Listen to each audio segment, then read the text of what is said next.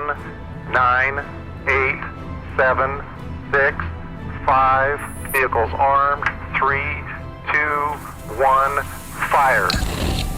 Missile away.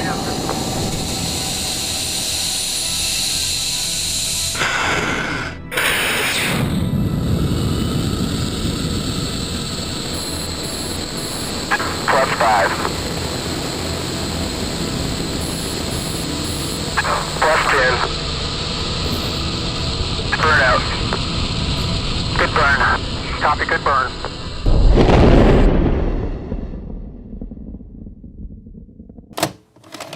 The only way right now for humans to travel to space is through rockets. But what if I told you there was another way, a much more cheaper and efficient route? And the answer is a space elevator. While it would seem as the elevator like the one in the Charlie in the Chocolate Factory, which with the press of a button can whoosh us into space, the reality sadly is that it's not that simple in its workings, but it is in fact possible. A space elevator may seem a piece of science fiction from Star Wars, but with recent breakthroughs and developments, a space elevator can become a reality. But let's first address the question, what is a space elevator? For that, we need to go back 125 years, when Russian scientist Konstantin Tsiolkovsky, being inspired by the Eiffel Tower in 1895, ideated about a similar tower that reached all the way from the ground to the void of space. But there was a problem with this. As the Earth rotates eastward in prograde motion, then the question arises, how can we keep the elevator stable? And to do that, we have to make the elevator go up to 35,786 kilometers, where it will lie in the geostationary orbit, and make sure that all the forces cancel each other out. The main purposes of a space elevator is to make space travel more routine and much more cheaper. According to SpaceX, it takes roughly $2,700 to spend 1 kilogram of weight into low Earth orbit, but with a space elevator, it is estimated that it would take no more than $200 to get 1 kilogram of weight into space. The main structure of the space elevator would consist of a long tether between a geostationary satellite and an anchor point somewhere on the Earth's equator. A climber would ride along the cable to take cargo and even humans into space. Simple, right? Only it isn't. There are many challenges which combat our theory, which we have to solve in order to make this a reality. But if we can solve these problems, will a space elevator really be possible? And today we are going to find that out, as we will be designing a space elevator. So let's begin.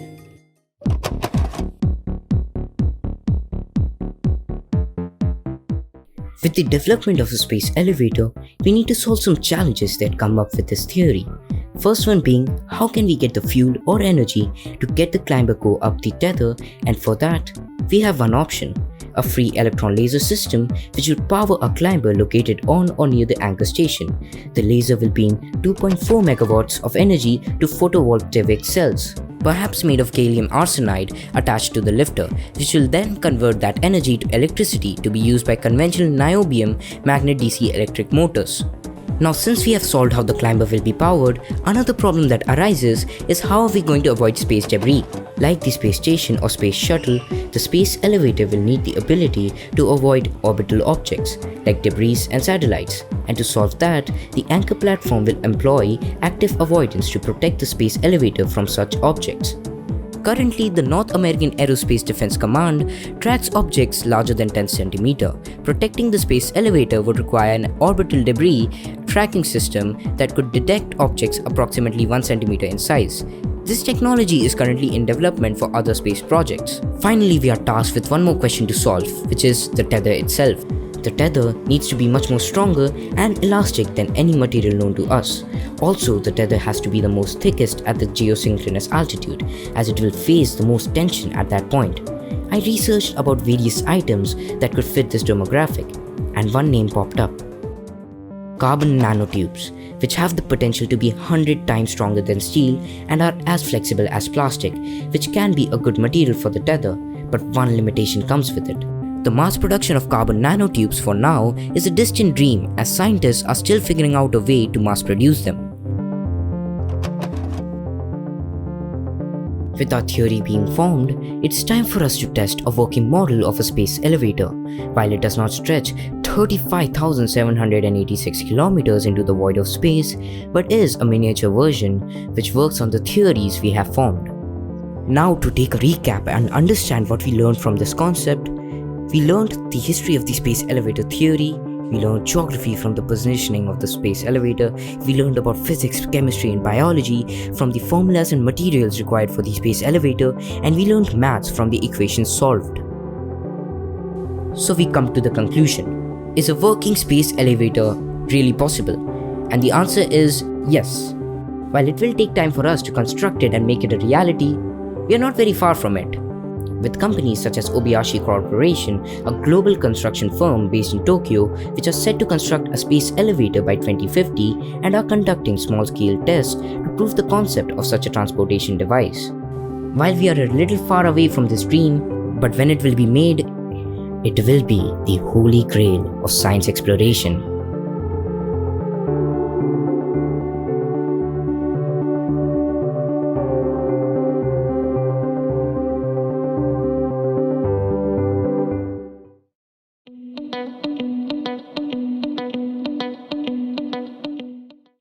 I mean, this is obviously sounding increasingly like a Black Mirror episode. Everything that's encoded in memory, you could upload. You could basically store your memories as a backup and restore the memories. Then ultimately, you could potentially download them into a new body or into a robot body. The future is going to be weird. As we head into a digital age of information and technology, there are certain existential threats such as nuclear war, climate change, and the advancement of artificial intelligence that we will have to solve in order to survive. And these threats call for a better, newer layer of the human brain that is able to catch up to its computer's counterparts. In other words, we need a digital super intelligence layer, but we already have that in the form of our smartphones and computers. But the only problem that arises is our input speed of knowledge. It takes days, months, and even in some cases, years to grasp a concept. But what if I told you that this process could be shortened to a matter of mere seconds?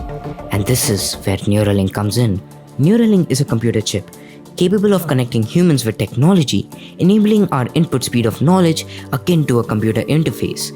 And there are endless directions with this technology, such as curing mental and spinal cord diseases. With the recent addition of the version 9 of the technology, revealed a few months ago by Elon Musk, which consisted of a tiny structure in the middle, just about the size of a coin, with the electrodes coming out from the other end. While this concept does spark a possible footstep for the evolution of mankind, but it does come with its fair share of problems, which we will try to dissect and solve in this video. So today, we are going to be developing the technology of Neuralink and addressing the question, will this symbiosis of humans and technology work? And with that, let's begin.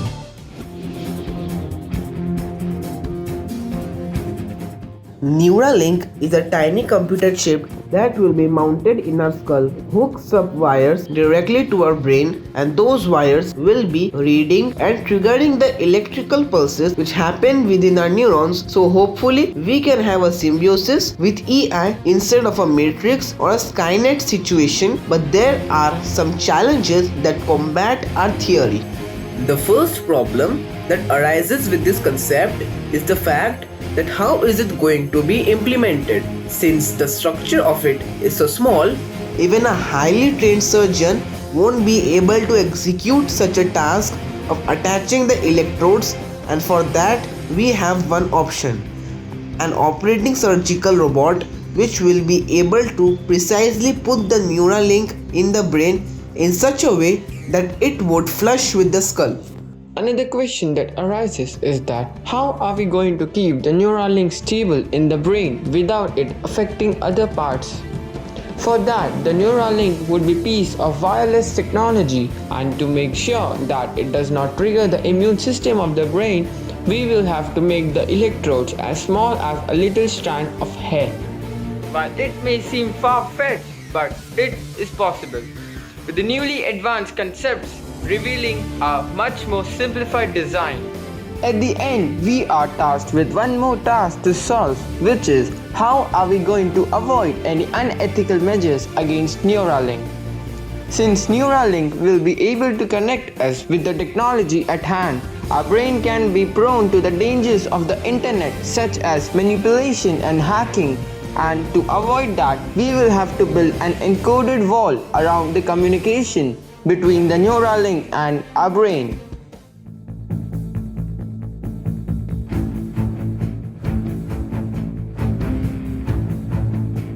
On 20th August 2020, Elon Musk's secretive startup Neuralink live-streamed a major update on their brain-machine interface, which showed a live demonstration of the technology on 3 pics and showed how Neuralink functions in reading the electrical pulses and showed that there were no complications in the process. To take a recap of what we have learned from this project, we learned about the different branches of science through the structure and the working of the Neuralink. We also learned about the intricacies of technology through this concept. In the end, we are faced with one last question. Will we be able to achieve symbiosis with technology? And the answer to that is yes. While it may seem a little far-fetched, but with recent developments and the demonstration of the technology of Neuralink, it does seem close to reality. If you think we are living in the peak of the digital age, you have no idea what's just around the corner.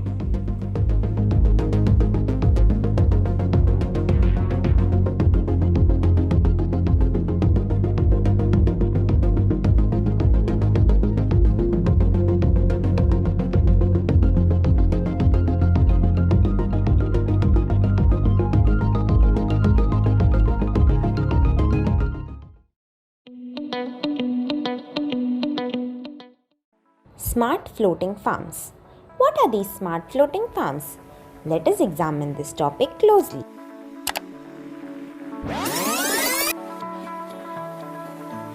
As we all are aware, the earth hasn't always been a crowded place, whereas we humans have been growing at an outstanding speed.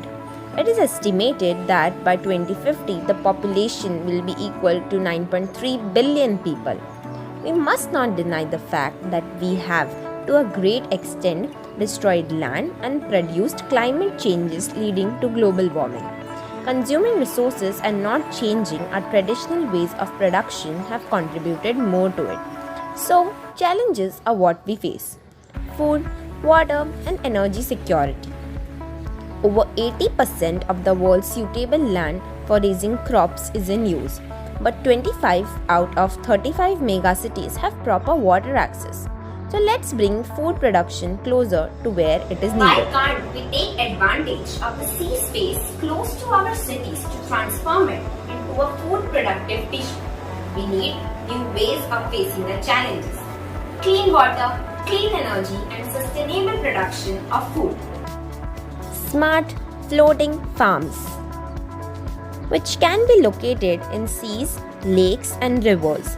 They are a scalable and a replicable project which improves the quality of the human life and the environment. We aim to reduce food imports and produce fresh foods using clean energy. The process deals with symbiosis combination of different existing technologies in order to produce what we need, which is more of fresh and healthy food closer to our homes. With an integrated system of solar power, hydroponics, fish farming, and efficient desalination techniques, we bring forward to you a futuristic approach for our prosperity: smart floating farms, which could help feed the world. A Barcelona-based company, Forward Thinking Architecture, has developed a solar-powered floating farm system that could ease growing global food demands around the world. Smart floating farms, otherwise known as SFF, were inspired by traditional grid-shaped fish farms in Asia. The structure is 200 meters wide and 350 meters long, which is roughly equal to the size of 6 football fields. They can be connected to form a cluster of modules. Photovoltaic panels are installed on the top level to harvest sunlight for electricity, and it has rainwater collectors for irrigation purposes. Other renewable energy technologies such as micro wind turbines may also be added. The second level serves as a greenhouse for the vegetables which are grown without soil under the hydroponic system. The plants receive natural light from the skylight opening. The ground level is used as a fish farm on the open sea, as well as a fish egg hatchery, a slaughterhouse, and a storage room for the fishes. The waste byproducts from these crops can be further used for feeding the fishes on the lower level, while the waste from the fish farms can be recycled as fertilizers for the hydroponic farms, thus a self-sufficient cycle and a recycled process. By using farms in nearby waters as a food source, the SFF can help reduce reliance on imported food. All the modules are centrally controlled by software via cloud technology. The production data will be analyzed and can be used to make comparisons on food needs for specific cities. Each SFF is estimated to have a maximum production of 8 tons of vegetables and 1.7 tons of fishes per year. The floating farms are ideal for densely populated cities near coastal areas such as Los Angeles, New York, Tokyo, Singapore, and Hong Kong. As the world's population increases, food demands are expected to increase 50% by 2030 and 70% by 2050. The facilities will be protected by inflatable wave protectors, avoiding wave risk and other climatic threats. The SFF is made up of well-tested materials, technologies, and systems which are already in use around the globe. In a way, we don't need to invent a new construction technology as it's all available in the market. Let us now arrive to the conclusion. The best part about these smart floating farms is that they would be self-operating, which means it does not require very many people to keep it running. The goal of these waterbound farms is to make food available to those parts of the country which need it the most, which are the densely populated cities. The company says that just one single smart farm facility would be able to produce 8 tons of vegetables and 1.7 tons of fishes every year. Moreover, the farm would be able to repay itself within a time span of 10 years. With its aquaculture, hydroponics and photovoltaic features, the farms would be able to produce food 365 days a year, irrespective of water scarcity, droughts and even natural disasters. Thus, smart farms would not only ensure food security but would also bring agriculture sector to a high benefit and will ensure proper economic growth through proper employment opportunities and thus prove highly beneficial for mankind in the future. Thank you.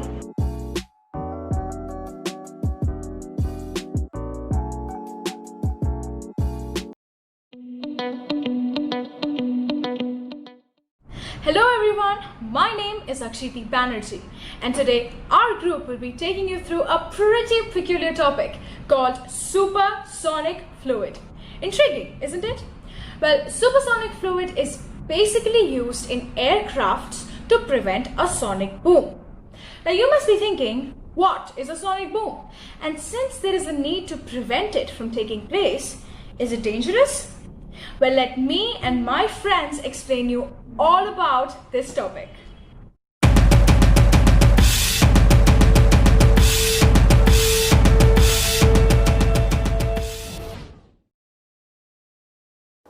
What is a sonic boom?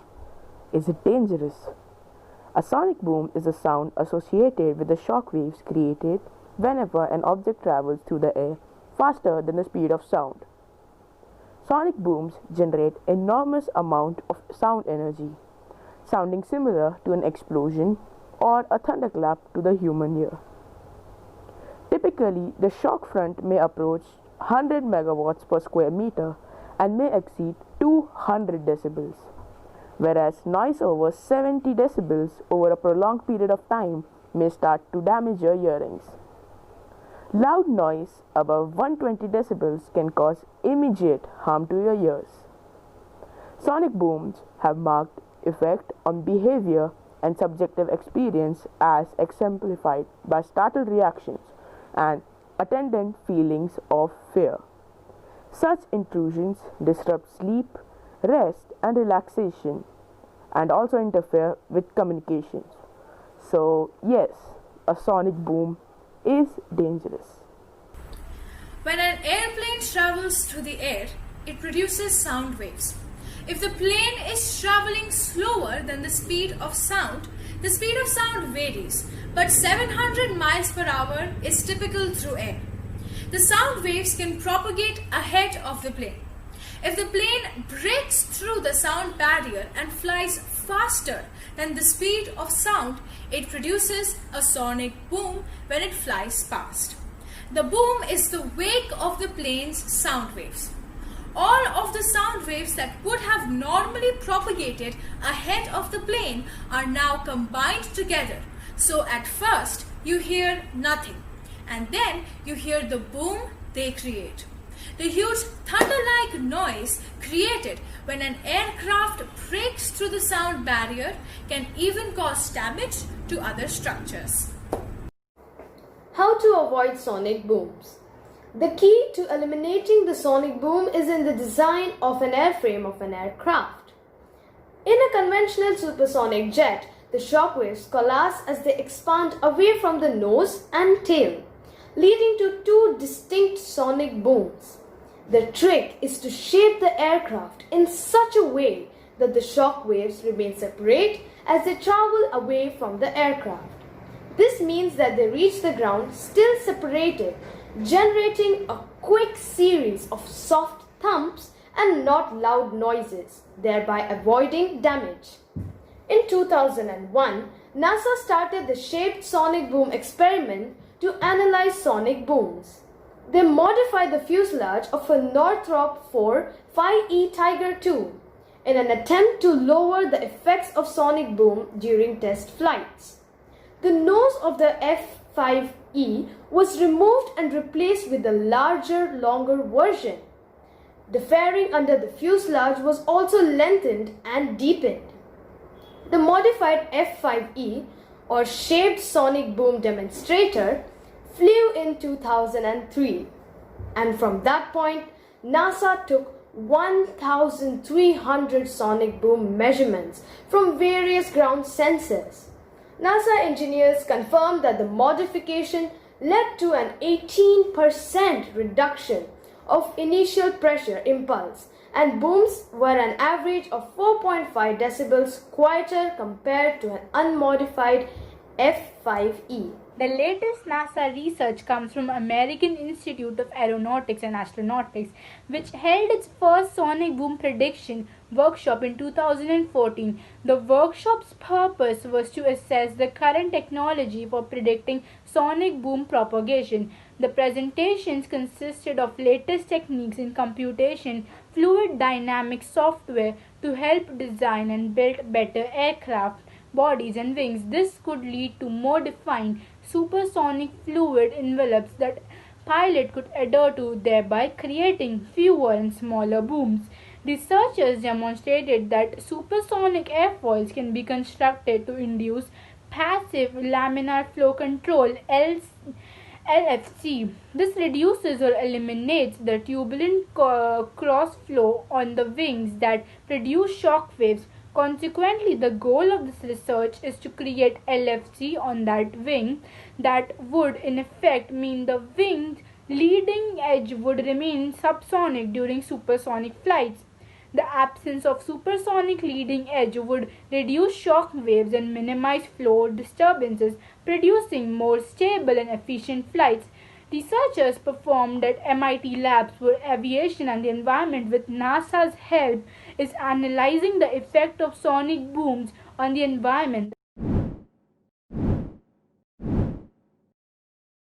Hypermac Aerospace in UK introduced a plan in 2011 to reduce sonic booms by using electromagnetic radiation technology on its Sonic Star aircraft. The engines designed by Hypermac's sister company Sonic Blue Aerospace are supersonic magnetic advanced generation jet electronic turbines, also called the S-MAG jets. The engine comprises of an electrical power and propulsion generator and a magnetic power flux field system with ion plasma annular injection.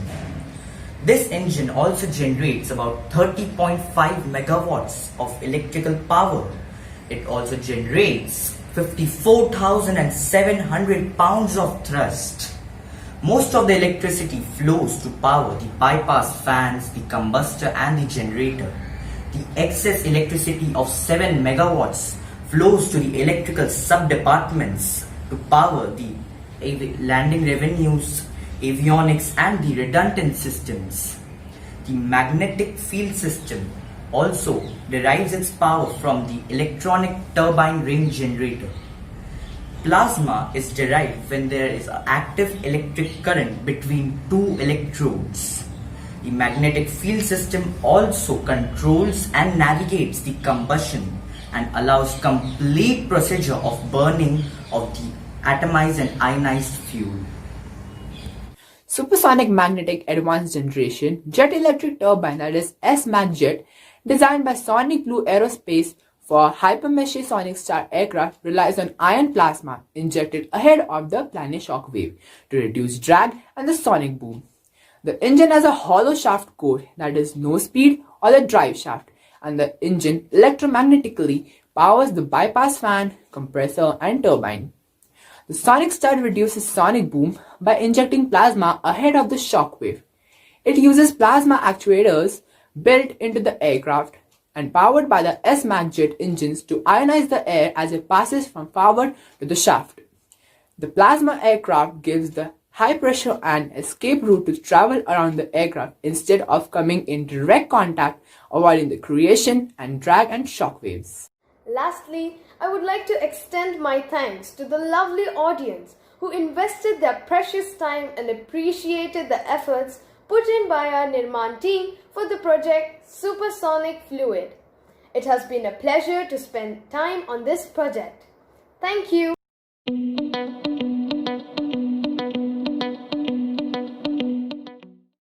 Greetings to everyone. I am Anya Totalia. Today me and my team from Anil Dalmia High School are going to tell you about use of Pythagoras theorem in construction and daily life. Hello there. We are the students of Anil Dalmia High School.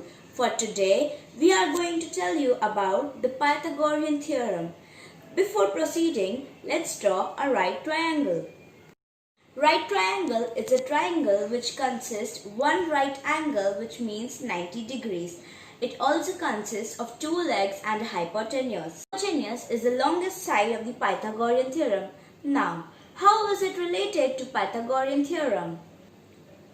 Pythagorean theorem says that the hypotenuse has a special relation with the other two sides of the right triangle. The square of the hypotenuse is equal to the sum of the squares of the other two sides. Just remember that this equation can be applied only to right triangles. Let's say this right triangle has a length of A, B and C, where A and B are the two sides and C is the hypotenuse. So using the Pythagorean theorem, the equation of this right triangle will become C square is equals to A square plus B. Pythagoras theorem is a statement in geometry which shows the relationship between the length of the sides of a right angle triangle of a triangle with 190-degree angle. The right angle equation is A square plus B square is equal to C square. Being able to find the length of a side, even the other two sides, make the Pythagoras theorem. The useful technique is construction and navigation.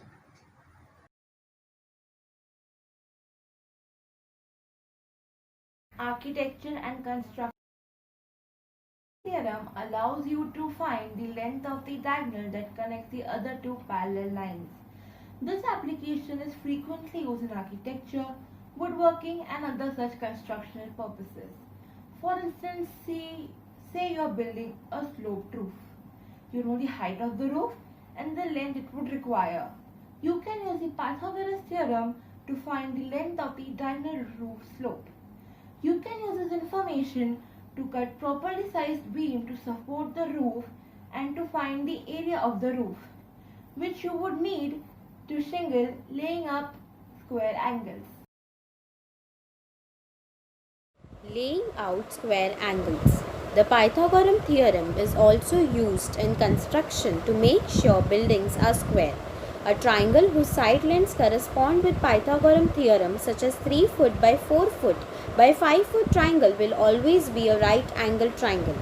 When laying out a foundation or constructing a square corner between two walls construction, workers will set out a triangle from 3 strings that correspond with these lengths. If the string were measured correctly, the corner opposite the triangle's hypotenuse will be right angle triangle. So the builders will now construct their walls or foundation on the right line.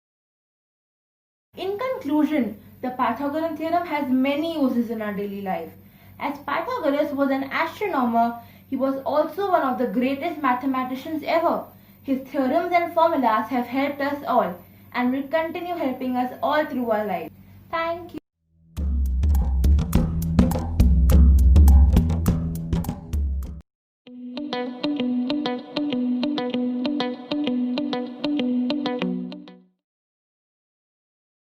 Good day to you all. Present here to see our topic climate intervention or climate engineering, commonly referred to as geoengineering. Geoengineering is a deliberate and large-scale intervention in the Earth's climate system, usually with the aim of mitigating the adverse effects of global warming. The most prominent subcategories of climate engineering are solar radiation management and carbon dioxide removal. Carbon dioxide removal refers to removing carbon dioxide gas CO2 from the atmosphere and sequestering it for long periods of time. With respect to climate, geoengineering is defined by the Royal Society as the deliberate large-scale intervention in the Earth's climate system. In order to moderate global warming, some environmental organizations have been reluctant to endorse solar radiation management, but are often more supportive of some carbon dioxide removal projects, such as afforestation and peatland restoration. Some authors have argued that any public support for climate engineering may weaken the fragile political consensus to reduce greenhouse gas emissions. The 1965 landmark report, Restoring the Quality of Our Environment, by US President Lyndon B.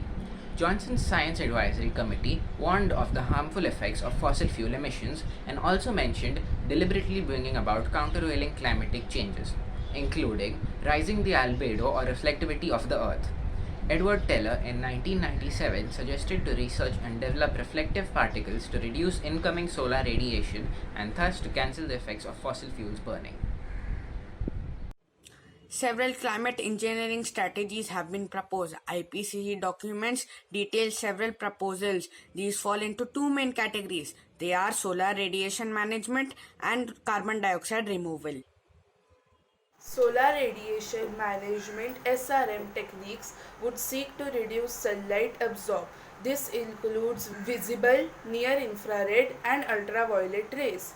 This would be achieved by deflecting sunlight from the earth or increasing the reflectivity of atmosphere on the earth's surface. These methods are not a substitute of climate change mitigation because they would not reduce greenhouse gas concentrations in the atmosphere and thus would not address problems such as ocean acidification caused by CO2.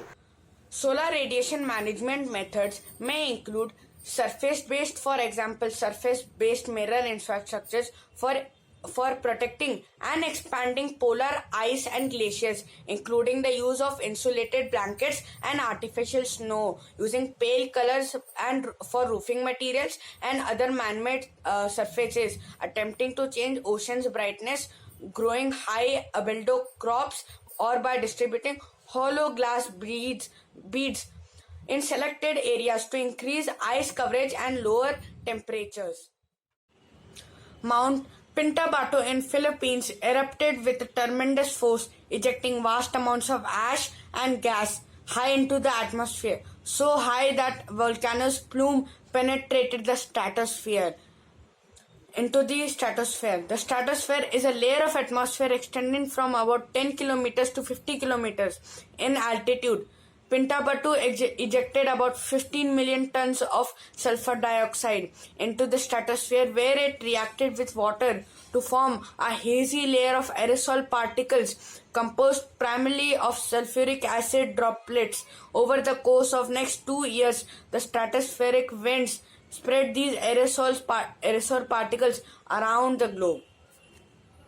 The World Wildlife Fund criticized iron fertilization experiments due to their potential risk to marine life.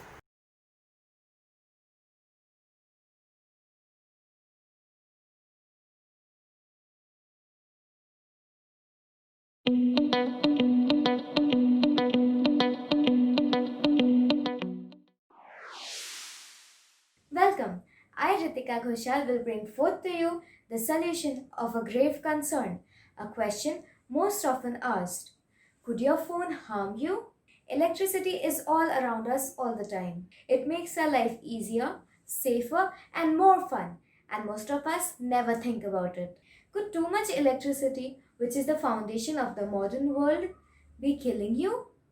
Now, let's understand what electricity is and how it affects us. Electricity is the movement of an electric charge. This movement generates electric and magnetic fields that spread out through space and carry energy. We call this phenomenon electromagnetic radiation. Different parts of the electromagnetic spectrum correspond to different types of radiation which are emitted, and many of them are perfectly harmless. Some of them can be dangerous though.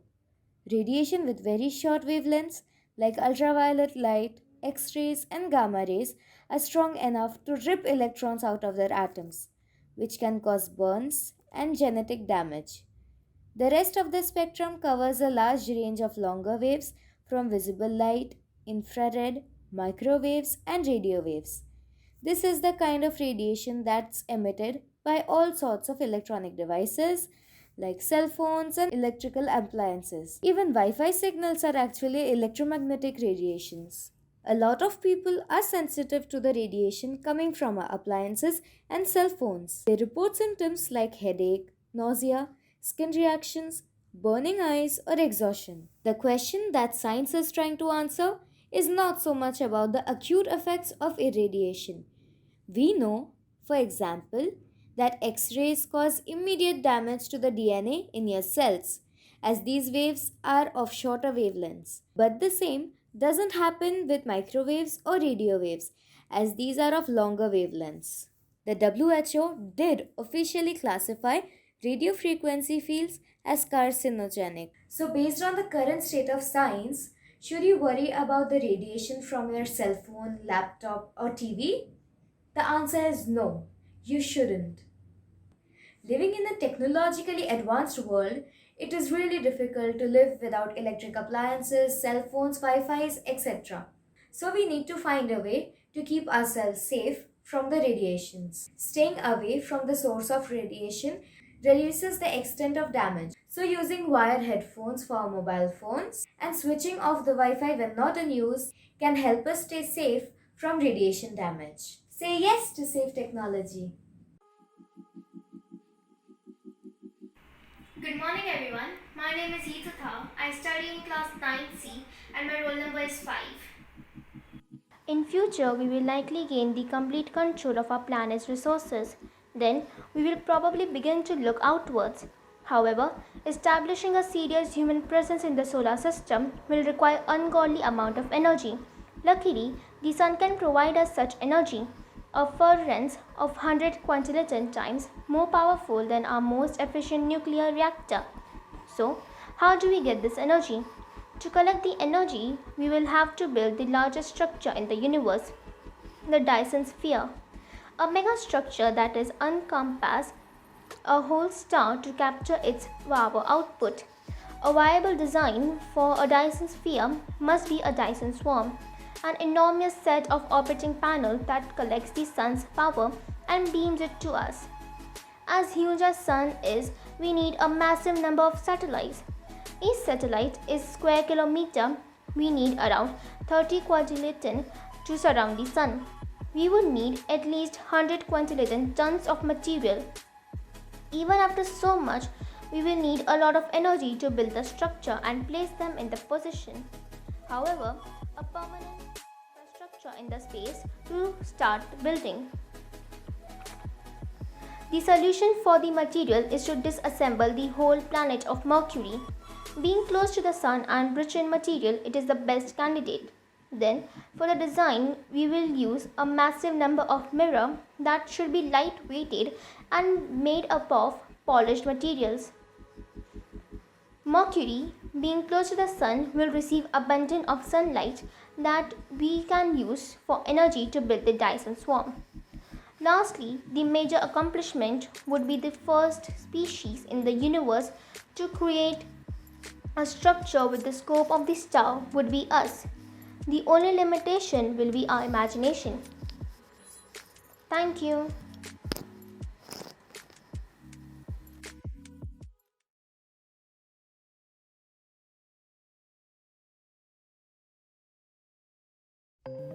It was estimated that nearly 2.5 million people in India alone suffer severe burns, and over 1.5 million people in the world are killed from overturned kerosene lamps every year. Kerosene lamps are hazardous to both health and environment and constantly require replenishment. The fumes which are emitted after the burning of biomass fuels can cause eye infections and cataracts, and the emitted smoke is equal to smoking 2 packets of cigarettes every day. Some kerosene lamps emit fine particulates, carbon monoxide, nitric oxide, and sulfur dioxide when burned. These byproducts may reduce lung function and increase risk of asthma and cancer. 20% of the world's population do not have access to electricity. That's 1 in 5 people. With the growing world population, this number is projected to remain the same for next 20 years. Without electricity, most of the people have no other but to use kerosene lamps to light their homes. Except there is another. Gravity light! So how does it work? Well, the gravity light consists of an LED bulb fixed to an adjustable lamp that can be hung on a wall or the ceiling.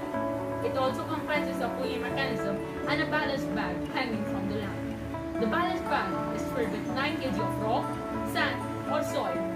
Gravity light works on the principle similar to that of pendulum clocks that are operated on the basis with the help of their weight. The potential energy is represented by the ballast material. When the ballast bag is suspended, the potential energy in it is converted by gravity. This converted energy then generates electricity. The gravity light can be worked for 30 minutes continuously without being the ballast bag refilled. The user can adjust the light from strong level lighting to long lasting low level. Let's now look at the working model. As these two masses fall, they pull on the chain, which slowly turns one of these sprockets down. That of course turns the whole bicycle wheel. The wheel's outer rim acts as a big pulley, turning the small pulley, which in turn turns the small generator, and the wires go from that generator to this LED which provides the light. Okay, so let's compare the gravity light with a solar light. Solar panels are capable of producing electricity only when the sun shines, and hence the energy is required to be stored for producing light under dark conditions. The quantity of energy stored is based on the size of storage, size of the panel, and the amount of light energy absorbed from the sun. With gravity light, it takes very few seconds to create enough energy to provide lighting for half an hour as required by simply lifting the weight. It is clean and environmentally friendly. As gravity light does not have any operating cost after the initial purchase cost, it is more suitable for individuals with no big savings. Therefore, this could provide sustainable lighting for developing countries and replace the harmful kerosene lamps that are currently being used in this type of countries. Electric lighting can easily be taken for granted. Millions of people in the developing countries does not have the luxury of electricity and depend on the kerosene lamps. Kerosene is expensive and inhaling the fumes of kerosene can be dangerous. An inexpensive, renewable and sustainable gravity-powered light could indeed be an appropriate solution for lighting the demands across the world. may also find applications as a camping light or an emergency light in the future. But for now, gravity light is an example of something which seems like a basic science of gravity, but is and can be much more for the people around the world. Being able to supply sustainable light at no running cost at $5 is an incredible feat, and one which could help millions of people around the world who are seeking sustainable light at low cost. This invention could be huge for developing countries in need of light. Gravity light is a clean, safe, affordable and sustainable alternative to the standard kerosene lamp.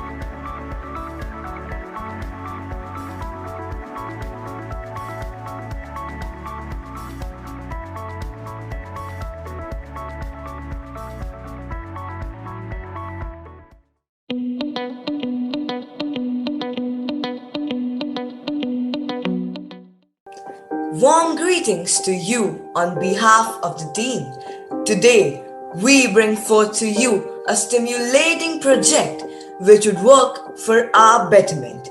Asteroid mining. Many scientists estimate that such an experiment could possibly save the Earth and its natural environment. Let us examine this project closely. Casually watching a video on YouTube on a computer more powerful than anything humanity could build a few decades ago. This progress in all wonderful machines you take for granted are built on a few rare and precious materials with names like terbium, neodymium or tantalum. The fact that these materials are present deep inside the Earth's crust and their repeated extraction ultimately results in their depletion. The mining industry is responsible for air and water pollution and the destruction of entire landscapes. Dangerous chemicals like cyanide, sulfuric acid, or chlorine are used to extract the resources, harming biodiversity, workers, and locals. But what if we could replace the mining industry on Earth with a clean process that can't harm anyone? Well, we can. All we need to do is look up. Asteroids are millions and trillions of tons of rocks, metals and ice leftovers from the clouds which became the planets 4.5 billion years ago. They can be as small as a meter or urge the size of an entire country. Most of them are constrained in the asteroid belt and the Kuiper belt, while hundreds of thousands of more do run between the planets. As space traveling is becoming more feasible, scientists and economists have been looking at the resources found in these asteroids. At current market prices, materials alone would worth millions of dollars.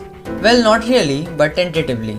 For example, there are more than 20 billion tons of gold in the ocean water, worth roughly 750 trillion US dollars. But filtering out the gold would be so expensive that you would lose money worthlessly. Right now, asteroid mining has exactly this problem. It's too expensive to replace mining on Earth. Electrical spaceships have been used in many missions. In principle, we just need to build a larger one. Electrical spaceships require a little fuel to go deep into the space, which is economically beneficial for all of us. Now that we have electrical spaceships, we need to find the right asteroid, and to complete this expedition with minimal supplies, we need to target near-Earth asteroids. Months after launching the spacecraft, it will reach an asteroid orbiting near the Earth. For asteroid mining to occur, we will first need to secure the asteroid and stop it from spinning, which can be achieved either by vaporizing material with a laser or by stopping its rotation with thrusters. If you push something in the right direction at exactly the right moment, you can move very big things with very little force. Once we have a stable asteroid, we wait for the right moment to transport it to our moon. The moon is useful to us because we can use its gravitational pull to put the asteroid in a stable orbit around the Earth. Our ship fires its thrusters and nudges the asteroid to put it into a trajectory that takes it near our moon. But all the time since our ship was first launched has not been wasted. The first space mining and processing equipments have been installed in orbits and they are moving carefully towards the asteroid. The processor works very differently than on Earth. Giant mirrors focus sunlight and heat up the asteroid rock to boil out the gases. Grinders crush the rock material into dust and gravel, and centrifuges separate the denser elements from the lighter elements. But what now? How do we get these precious metals back to the Earth's surface? Well, there are many different ways in which we can do so. One of these ways is to load our precious metals into reusable rockets, or if the processor contains 3D printers, we can easily print a cheaper and faster delivery system. These will be heat shield capsules filled with gas bubbles, which can just be dropped into the oceans from where ships will tow them away. So this is how we can mine the asteroids and bring back the materials back to the Earth's surface. Advantages. Now let's discuss some advantages of asteroid mining. Asteroid mining could potentially revolutionize space exploration. The C-type asteroids' high abundance of water could be used to produce fuel by splitting water into hydrogen and oxygen. This would make space travel a more feasible option by lowering cost of fuel. Platinum group metals. Platinum, palladium, iridium, rhodium, ruthenium, and osmium are essential in the manufacture of electronics. Because of the scarcity on Earth, they may be profitable to bring here. A single asteroid can contain more of platinum than terrestrially mined. Further metals like iron, cobalt, and zinc can be used for future space factories. Let us come to the conclusion part. Well, this science is not fiction and does not require any new physics. What is required is an initial push. The first mining operation makes the second one easier, and so on. As the space industries grow and precious materials start becoming cheaper, we could eventually stop mining on Earth. Many companies have taken this initiative to take this idea forward and have also started working towards the same. Planetary Resources is developing its Arcade spacecraft with its motive to mine the asteroids, while its main competitor, the Deep Space Industries, is working on a range of low-cost prospector crafts. Interestingly, both these companies have a significant funding from the Grand Duchy of Luxembourg. We would conclude with the fact that asteroid mining is really beneficial for mankind, which would also pave the way for space exploration and eventually the creation of new human environments in the form of space colonies.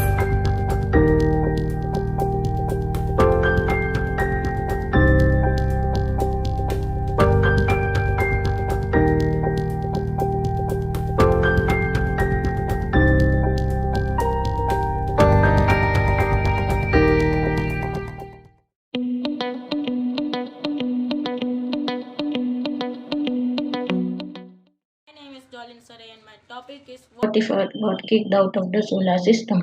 Fortunately, space is big, and so the stars of the Milky Way are very unlikely to hit us. Unfortunately, they don't have to eat anything to make us have a really bad time on Earth. And there are already stars starting to get very close to Earth. First, let's talk about gravity. Gravity depends on mass and distance.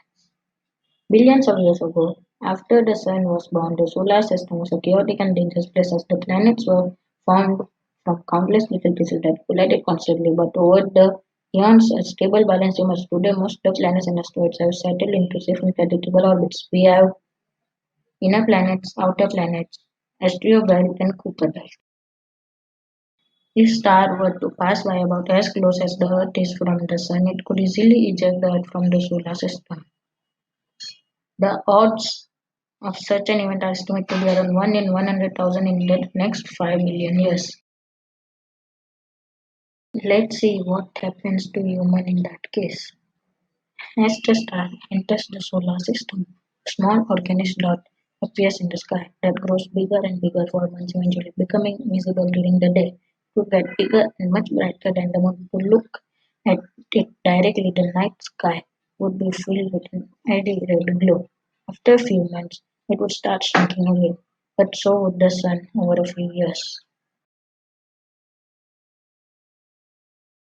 Allow it to reach its Mars orbit. Its temperature would be nearly minus 50 degrees Celsius. The humans are barely survived. When Earth reaches Jupiter's orbit, its temperature will be minus 150 degrees Celsius. Humans are dead by then.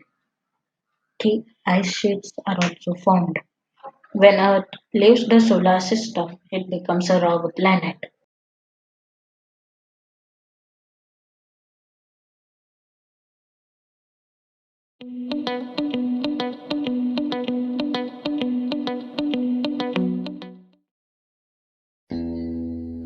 What if we settled on Mars?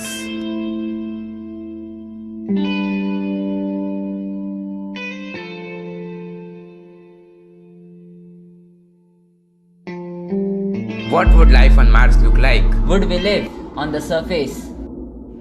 Or would we hide underground? Would we be able to terraform it?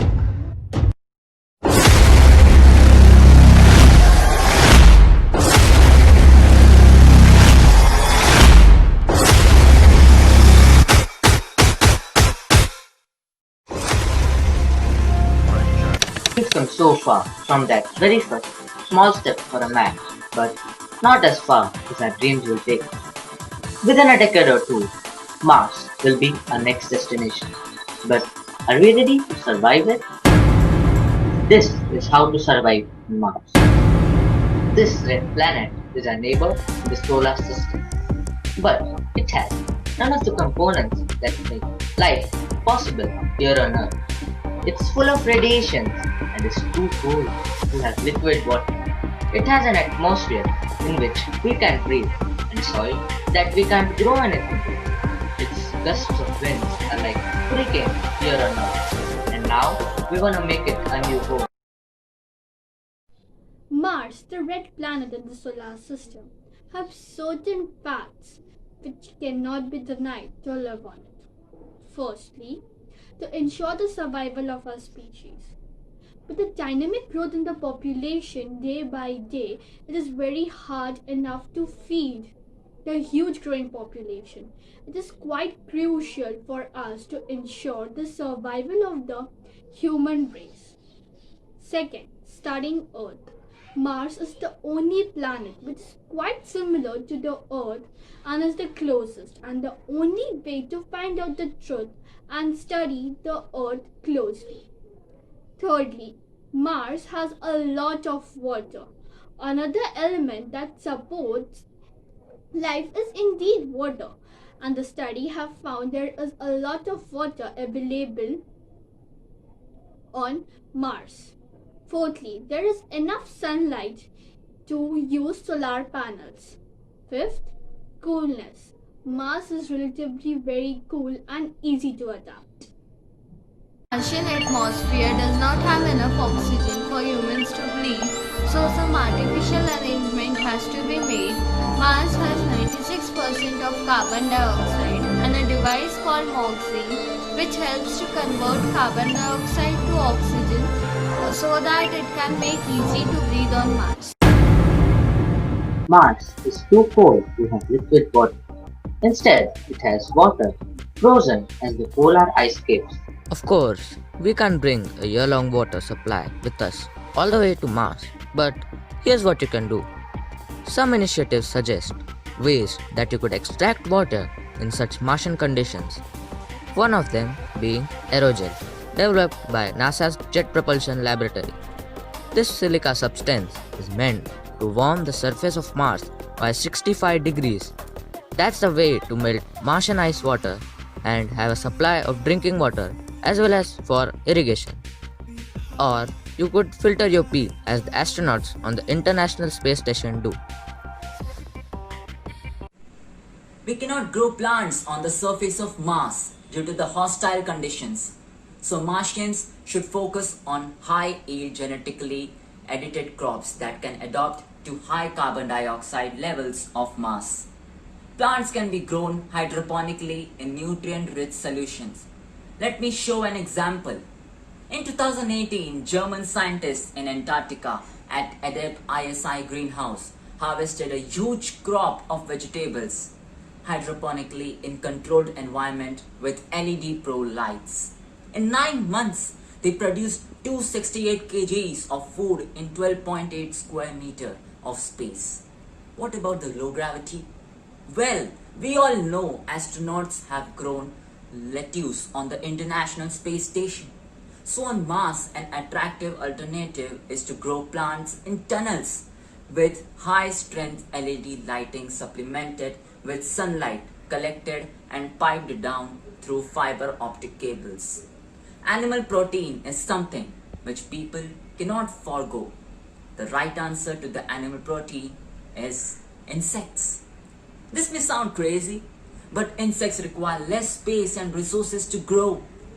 Another option is lab grown meat, which means harvesting cells from animals and multiplying them in the laboratory. So now, when you land on Mars, this will be your menu card. The surface of Mars has extreme temperatures and the atmosphere does not provide adequate protection from high energy radiation. These explorers will need shelters to effectively protect them from the harsh Martian environment and provide a safe place to call home. The best building material for a new home on Mars may lie in an unexpected material, which is ice. The Mars ice home is a large inflatable torus, a shape similar to an inner tube that is surrounded by a shell of water ice. The Mars ice home design has several advantages that make it an appealing concept. It is lightweight and can be transported and deployed with simple robotics. It is then filled with water before the crew arrives. Space radiation is also a significant change for those designing potential Mars outputs. To survive on Mars, we need power. Till yet, the Mars Reconnaissance Orbiter and Mars Pathfinder, which have reached Mars, have used solar panels and nickel hydrogen batteries at night, which were charged every day with solar energy. The Mars Pathfinder even used junction gallium arsenide solar cells, which are again charged with solar power. So, according to a Forbes article in 2016, surviving in Mars requires a long-term source of energy. Hence, the travel to Mars and the first generation of Mars colonists will be able to sustain themselves on solar power and radioisotope thermoelectric generators, or RTGs for short, where a radioisotope thermoelectric generator is a type of nuclear battery that uses an array of thermocouples to convert the heat released by the decay of suitable radioactive material into electricity by the Seebeck effect. But for the second generation, the colonists will need some sort of energy which comes from the planet itself. The best and possibly only source of energy strong enough to sustain generations of Mars colonists is geothermal energy. Why not solar, nuclear, wind or RTGs, you may ask? Mars is too far from the sun, so using solar panels would be 10 years at best. RTGs are fine for producing tens of watts, but they are not suitable for hundreds of residents, let alone thousands. Mars has around 2% the atmosphere that Earth has, and hence wind power is negligible, and nuclear power production requires a robust infrastructure. Hence, to survive on Mars, we need to tap into the planet's seemingly endless supply of geothermal energy. All communication between Mars and the Earth goes through satellite. Because of the distance and substantial delay, as communication signals travel at the speed of a light, this means it may take a few minutes for the information to reach at the other end. Fortunately, there will be no limitation in emailing, texting with the Mars resident. It would just take 6 minutes for you to get the reply. Both voicemail and the video messages are easily workable options. The astronaut can use internet but can surf real time on a number of the websites that are being downloaded from the Earth on the Mars Habitat web server. Every astronaut will have access to their favorite website in that event.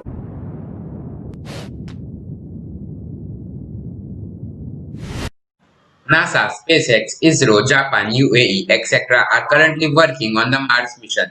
SpaceX, a venture led by Elon Musk, is leading from the front and aims to send several unmanned missions to Mars in the next 5 years in order to establish several machineries as would be required to settle permanently on Mars. It is never easy doing that. Transporting large systems with less fuel, which means more efficiency, would require a lot of hard work. But our scientists are committed and we definitely imagine life on Mars. But definitely after a decade or two. Currently, projects like ExoMars rover, Perseverance rover, etc. are to leave for Mars in the next 2 years. SpaceX is concentrating on the rocket that could transport a large number of people or machinery together at a high speed, thus increasing efficiency. Different agencies are trying different things at their levels, but all efforts ultimately boil down to one conclusion that life is possible on Mars. Hey there, I am Preet from 2050. And guess what? Yes, I am on Mars. Yes, it is red all around. Humans spend trillions of dollars, but yes, success it is. We have finally reached Mars, and life here today is quite similar to that on Earth. So small, a message for the humans. It is all worth, but yes, only if Mars is not polluted like the Earth was. So, dear humans, stay careful. Thank you.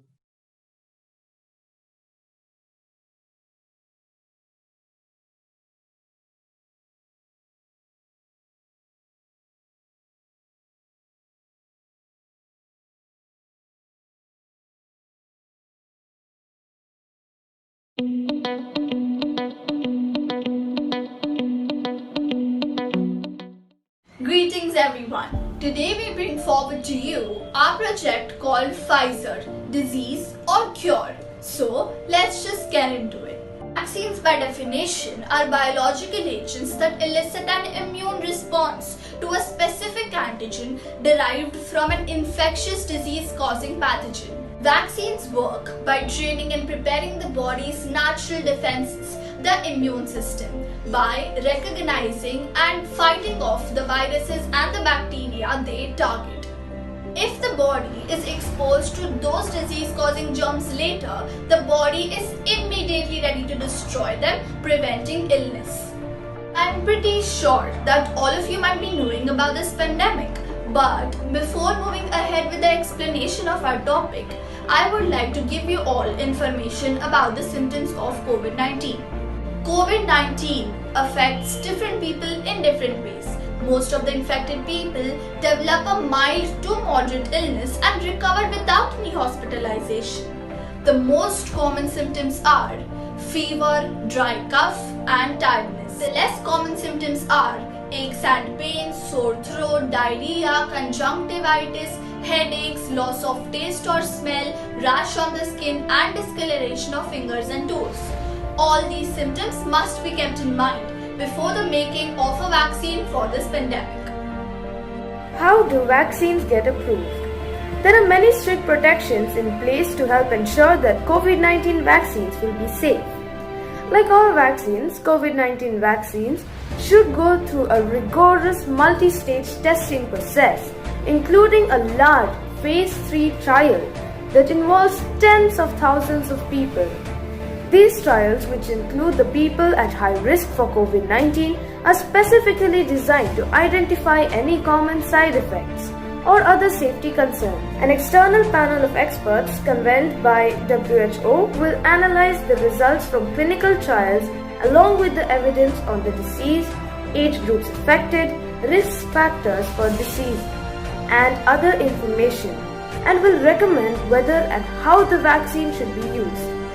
OWS has selected 3 vaccine candidates to fund for phase 3 trials: Moderna's mRNA-1273, University of Oxford, and AstraZeneca's AZD1222, and Pfizer and BioNTech. When will companies roll out a vaccine? Pfizer, Moderna, and AstraZeneca have already started manufacturing their vaccines this year. Pfizer said it will have enough to inoculate 25 million people.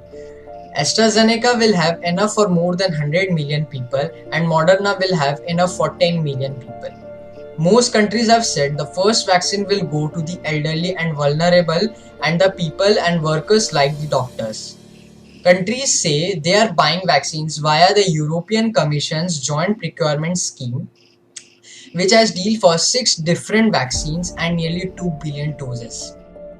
Let's first start with the basics. Right now, about 0.1 milligrams of the vaccine is being inoculated into human test patients. The main ingredient is a piece of lab-engineered RNA, which is injected into the body. It's ribonucleic acid. The RNA has an instruction manual of sorts that is given to human cells so that they can begin to create spike proteins, just like the ones you've seen on the outside of coronavirus. Those red protein spikes allow it to cling to and hijack certain cells, but if our own cells are taught how to build these spikes, they can fend off the coronavirus on their own and prevent infection, and hopefully the body is learning how to create antibodies so it can continue to fight off the virus on its own.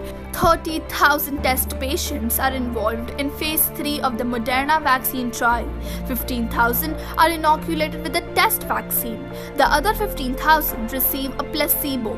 It sounds strange, but scientists actually hope to see some of the placebo test subjects naturally stumble onto the virus out in the community and even become infected the way that they know the vaccine is working. When will developing countries have access to the vaccine? COVAX, a program led by the World Health Organization and the GAVI vaccine group to pool funds from wealthier countries and non-profits to buy and distribute vaccines to dozens of poorer countries, has raised a sum total of $2 billion. Vaccine makers and governments have negotiated varying prices, not all of which are public. Governments have paid from a few dollars per AstraZeneca shot to up to $50 for the 2-dose Pfizer regimen. Many countries have said that they will cover the cost of inoculating their residents. Facts about the vaccine. American pharmaceutical company Pfizer Inc. and its German partner BioNTech said that their coronavirus vaccine was found to be 95% effective in a late-stage trial, including in people aged over 65 years. This has paved the way for the global drug makers to apply for emergency authorization from US Food and Drug Administration within days, after more data indicate it is working safely. Pfizer and BioNTech also said they have concluded phase 3 study of their mRNA-based coronavirus vaccine candidate BNT162b2, meeting all primary efficacy endpoints. On vaccine safety, the drug maker said that 2-dose vaccine was well tolerated in 8,000 study subjects. In the group, the most frequent severe side effect was fatigue in 3.8% of the volunteers who fell ill, while 2% of the group reported headaches. However, this is not enough to establish the safety of the COVID-19 vaccine. Serious side effects tend to surface within 6 weeks of inoculation, so the US FDA requested researchers wait to see how half a study subject fared for 2 months after their second dose. Pfizer and BioNTech say that they have data and are analyzing it. They are yet to reveal the fuller safety data. The COVID-19 vaccine is on track to be cleared as clearly as December, so long as it proves to be safe, and distribution could start soon after. Based on current projections, the firm expects to produce globally up to 50 million vaccine doses in 2020 and up to 1.3 million doses by the end of 2021. This means only the highest risk groups, such as frontline healthcare workers, could be inoculated this year. Many more doses would be needed to cover the US and global population. Thank you.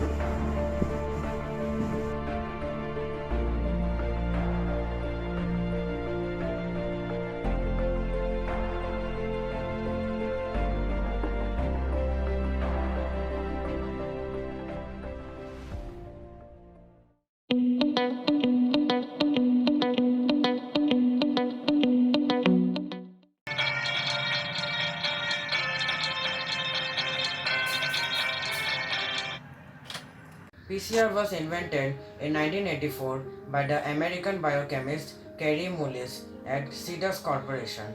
It is a fundamental genetic testing including analysis of ancient samples of DNA and identification of infectious agents. Using PCR, copies of very small amounts of DNA samples are exponentially amplified in a series of cycles of temperature changes. PCR is now a common and often indispensable technique used in medical and clinical laboratory research for a broad variety of applications, including biochemical research and criminal forensics. Polymerase chain reaction, known as PCR, is an evidently used technique in molecular biology to make millions and billions of copies of DNA rapidly. But why do we need so many copies of DNA? This process, evidently known as amplification of DNA, is necessary to have enough quantity of DNA for carrying out various tests at molecular level. When the genetic material is RNA instead of DNA, the RNA molecules must be converted into their complementary DNA sequence by an enzyme called reverse transcriptase. The newly synthesized DNA can be amplified by standard PCR procedure. To perform this method, vital RNA should be extracted using a commercial kit. The sample is added into a microcentrifuge tubes and then mixed with a lysis buffer. The lysis buffer is denaturing in nature and ensures isolation of intact RNA. Once sample is lysed, a purification procedure is carried out by using a spin column where the sample is loaded and the centrifugation is performed. RNA molecules bind to the silica gel membrane in the column and all other contaminants including protein passes through. The filtrate is then discarded by placing the sun column in a clear collection tube. RNA is then eluted out of the silica gel by using a elution buffer. In this entire process, we get a purified RNA. As RNA is obtained, the reaction mixture for PCR amplification is prepared. In this step, a master mix is used, which is a premixed concentrated solution that consists of buffer RT enzyme, nucleotides, forward primer, reverse primer, Tachman Pro, DNA polymerase. The RNA is added to this reaction. The reaction mixture is loaded into a PCR plate which generally contains 96 wells. This allows analysis of several samples at the same time. Real-time polymerase chain reaction, real-time PCR, also known as quantitative polymerase chain reaction, qPCR, is a laboratory technique of molecular biology based on the polymerase chain reaction, PCR. It monitors the amplification of a targeted DNA molecule during the PCR, that is in real time, not at its end as in conventional PCR. Pandit will explain you about what is PCR. Now PCR is polymerase chain reaction, is often considered as one of the most important scientific advances in the field of molecular biology. With this revolutionary yet inexpensive biochemical technology, it's possible to generate millions of DNA copies from a single strand of DNA. The first step in RT-PCR is reverse transcription, where a complementary DNA is synthesized. Next, an initial denaturation step is applied, causing denaturation of the DNA and RNA hybrid. This step activates an enzyme called DNA polymerase and inactivates reverse transcriptase used earlier. In the first step of PCR, the two strands of the DNA double helix are physically separated at a high temperature in a process called nucleic acid denaturation. In the second step, the temperature is lowered and the primers bind to the complementary sequences of the DNA. The two DNA strands then become templates for DNA polymerase to enzymatically assemble a new DNA strand from free nucleotides, the building blocks of DNA. Traditional PCR has advanced from detection at the endpoints of the reaction to detection while the reaction is occurring. Real-time chemistries allow for the detection during the early phases of the reaction.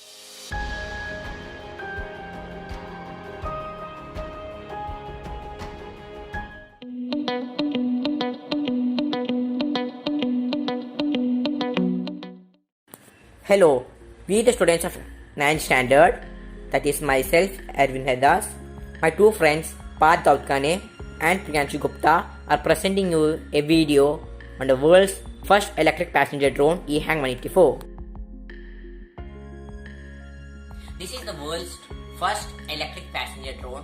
The name of this drone, that is the electric passenger drone, is EHang 184. The EHang 184 has 8 engines which gives the power to a set of 8 propellers or the engine fan of the EHang 184. The EHang 184 can carry a single passenger weighing about 100 kilograms and also his personal luggage like briefcase or handbag. After buckling in, the single passenger selects a destination on the automatic screen pad like a console system. It looks similar to a sat-nav system. The drone flies there automatically to the destination. The drone can fly for 25 minutes of flight time and has a range of 30 to 50 kilometers per hour in a single charge. It takes 2 hours to recharge. The drone has a ceiling height of about 11,000 feet above the sky, about sea level. This type of drones are very similar to other set of drones, which are called hubby drones. The drone can take off, land and fly automatically with a single click. In addition, it includes an automatic safe landing system should one of the propellers fail during flight.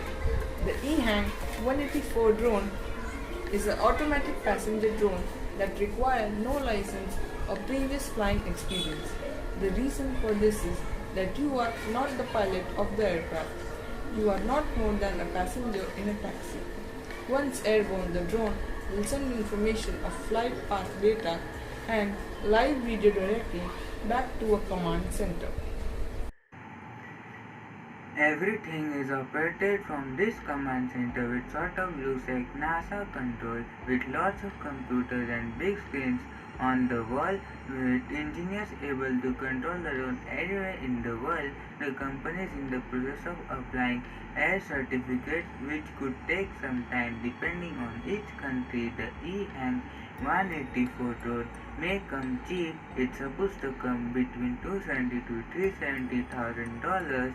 The company has gone through many versions of the drone and constantly perfecting the design, and now the drone has gone over 200 tested flights, both wheeled with our pilots. This is about EHang 184 drone, taxi drone. Thank you.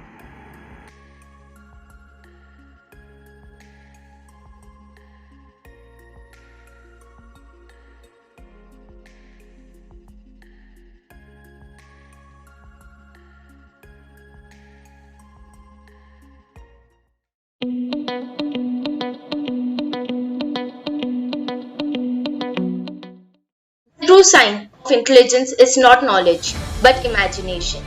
Warmest greetings to everyone. My name is Yesha D'Souza. I and my team are going to present before you our Nirmaan project that's ineffable. It's a great invention that's turning your old smartphones that are still functional, even if they are no longer good enough to be an everyday device. Reusing your tech kit so it gets a second life. To extend its usefulness should be encouraged. US startup Savage Technology has created Phone Housing Plus app combo that turns your old smartphones into a door-mounted collar display, which allows you to see who is at the door and communicate to it via the corresponding app on your phone. The old smartphones is mounted on inside of your own front door with a customized peephole attached, replacing an existing peephole lens, allowing the phone's camera to spy on whoever is outside. In this modern world, we have invented so many things for making our life easier and comfortable. A smart doorbell has many benefits, but only one consequence. It's that it will not fit into your budget. Well, that consequence is also being solved by inventing your own smart doorbell without spending money with your old smartphones. Yes, we have a solution. So let's create our own smart doorbell. Before beginning with the steps, let's discuss about the assumptions. So we make an assumption that you have a basic understanding of YAML, which is a human readable data serialization language. It is commonly used for configuration files and in applications where data is being stored or transmitted. In simple words, wherever you store your data in an application, YAML is used there to arrange the files. It is a basic syntax which is easy to learn. Now let's discuss about the supplies. Very first supply is IP webcam, which is available on Play Store, and it turns your phone into network camera with multiple viewing options. Second, we have Motion Eye, which is a video capturing feature which works on connecting camera to Raspberry Pi, and it helps in recording videos 4 times slower. Unraid helps you to store and manage your data. Then we have Facebox, which detects and identifies faces with face recognition technology. Then we have Home Assistant. Then we have Discord, which is an easiest way to talk over voice, video and text. It can be used as a viewing option in our project. And then we have Google Home devices. The links of these applications can be easily found on the web. Step 1. Getting our Home Assistant ready for Motion Eye. We will go to our Home Assistant settings and set the Motion Eye address. Then we will click on our user profile name and click on Create Token. Name it and save it for later. Install the IP webcam on your phone. Go to Play Store and install IP webcam. Start the app and start the server. Save the URL provided from the app. Note: your phone has a static IP address. Now let's move on to step 3. Connect your phone to Motion Eye. So in the IP webcam app, click the top left symbol and choose the camera type as network camera. Then type the URL from the previous app and choose the inside the camera input option. Now scroll down to motion detection and make the necessary changes. Now you have your Motion Eye connected to your Home Assistant as well as your phone. Now step 4. Integrate and teach Facebox with Home Assistant. So first, set the snapshot URL from the Motion Eye webpage in Facebox on the Home Assistant device. Then the free version of Facebox lets you to train 100 faces. So simply you have to go to the teach_facebox.py script option and create folders that are named after the person whose face you want to teach the Facebox and simply place the photos of those people. Let's talk about step 5. Step 5. Automation. When a motion is detected at the front door, it runs a command to download an image of the front door and send the image to Facebox to scan. If a Facebox detects faces in an image of the front door, it streams from the Motion Eye to the TV screen, or it announces the names of the people on the Home Assistant, or it sends a Discord notification with a picture of a person on the front door. If you face some problems, you should retry with the same steps. You can even turn off the Motion Eye through the app whenever you wish. You will have to cut a cardboard box with the size of a phone and place it accordingly with the power bank connected to the phone. And you have your own smart doorbell camera with face recognition without spending any money. Smart doorbell, you already know who is waiting for you at your front door, and you don't even need to go to find out who it is there at your front door. You can have a total control of your house and can avoid solicitors, unwanted callers, and can be completely secured. This improves the home security by a huge number, and you can use it with the Motion Eye to see the recorded footage. And if you pair it with the Home Assistant, you can find out who it is there more easily. Doorbells are useful and very beneficial. They help us to provide the home securities of our houses and avoid unwanted strangers. The technology is a great boom for all of us, but sometimes we can create something new and grateful out of them. There are many ways of buying smart doorbells, but it is the most cost-effective model to put best use of our old smartphone devices. With increasing theft and constant threat to life, it has become very important that we take care of our home security. This model will help us put the best security for homes without huge investment, user-friendly interface, and most important, easy to install. We have to put our best knowledge we gain from science and technology.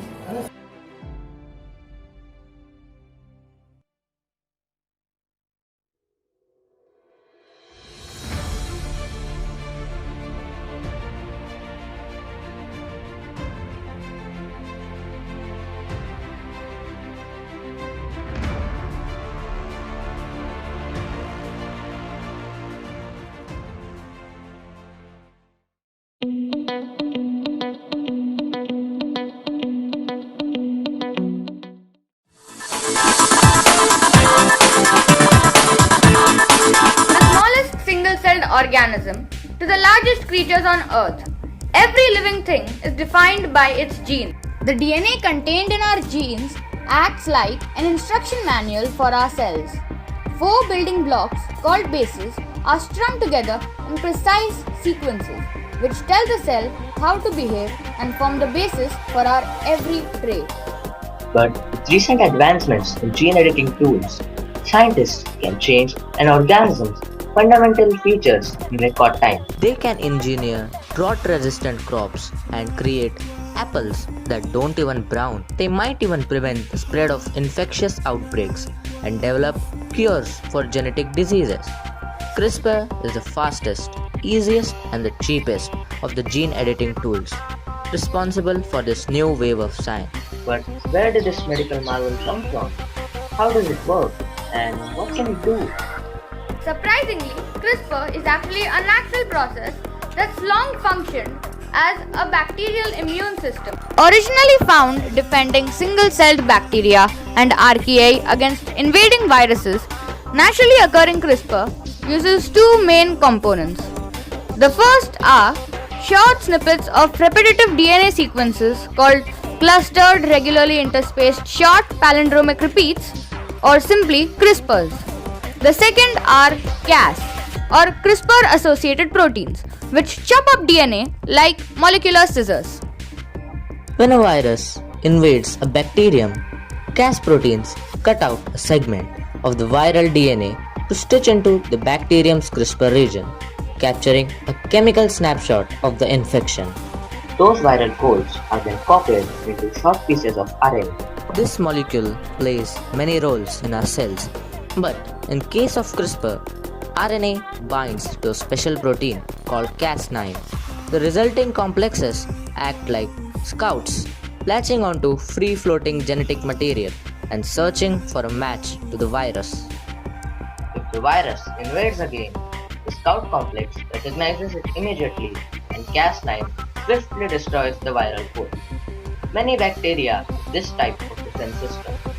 In 2012, scientists figured out how to hijack CRISPR to target not just viral DNA, but any DNA in almost any organism. With the right tools, this viral immune system becomes a precise gene editing tool which can alter DNA and change specific genes almost as easily as fixing a typo. Here's how it works in the lab. Scientists design a guide RNA to match the gene they want to edit and attach it to Cas9. Like the viral RNA in the CRISPR immune system, the guide RNA directs Cas9 to the target gene, and the protein's molecular scissors snip the DNA. This is the key to CRISPR's power. Just by injecting Cas9 bound to a short piece of custom guide RNA, scientists can edit practically any gene in the genome. Once the DNA is cut, the cell will try to repair itself. Typically, proteins or nucleases trim the broken ends and join them back together. But this type of repair process, called non-homologous end joining, is prone to mistakes and can lead to extra or missing bases. The resulting gene is often unusable and turned off. However, if scientists add a separate sequence of template DNA to their CRISPR cocktail, cellular proteins can perform different DNA repair process called homology-directed repair. This template DNA is used as a blueprint to guide the rebuilding process. repairing a defective gene, or even inserting a completely new one. Ability to fix DNA errors means that CRISPR could potentially create new treatments for diseases linked to specific genetic errors like cystic fibrosis or sickle cell anemia. And since it's not limited to humans, the applications are almost endless. CRISPR could create plants that yield larger fruit, mosquitoes that can't transmit malaria, or even reprogram drug-resistant cancer cells. It's also a powerful tool for studying the genome, allowing scientists to watch what happens when genes are turned off or changed within an organism. CRISPR isn't perfect yet. It doesn't always make just the intended changes, and since it's difficult to predict the long-term implications of a CRISPR edit, this technology raises big ethical questions. It's up to us to decide the best course forward, as CRISPR leaves single-celled organisms behind and heads into labs, farms, hospitals, and organisms all around the world.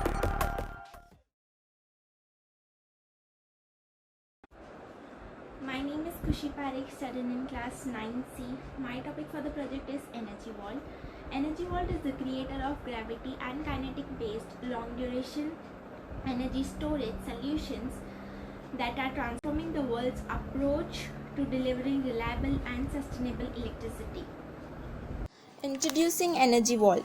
Energy Vault's mission is to better the planet through renewable energy. We have developed a groundbreaking energy storage technology that will enable a planet powered by renewable resources. Even at the forefront of technological innovation, there is a limit the amount of electricity that can be delivered to the grid from intermittent renewable energy sources. Renewable energy is now widely affordable, however, production, unpredictability, and intermittency from lines on factors such as wind and sunlight mean now without cost-affecting storage, renewable will not be able to fully replace the fossil fuels generation.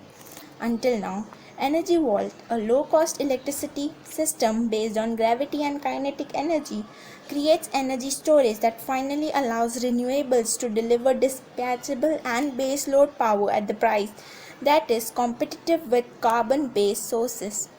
Our product consists of a collection of custom and expensive bricks, a unique 6-arm support crane, electric motor generators, sensors and control software which combine to deliver a 30 plus year life and round trip efficiency of 90%.